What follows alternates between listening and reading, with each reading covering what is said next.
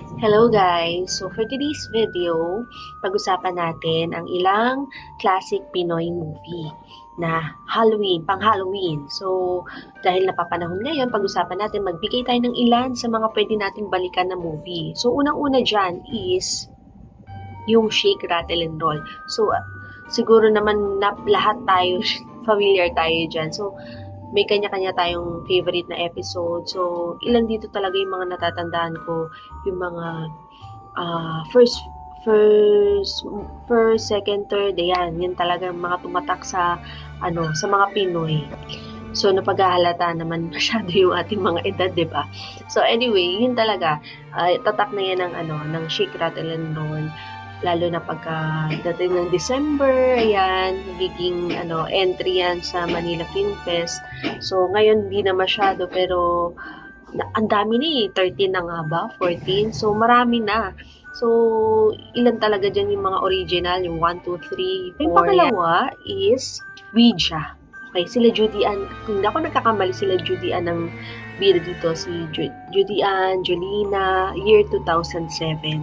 So, ito naman itong tungkol sa board game. Yan, parang board game siya na tumatawag ng spirito. So, search nyo na lang yan. I think meron yan sa YouTube.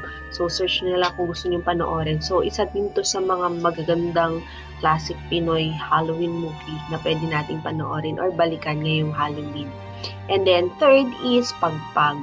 Okay, so sa mga Katniel fans, meron silang nagawang horror movie, which is yung Pagpag. So, maganda rin yung story nito, napanood ko to. So, yon.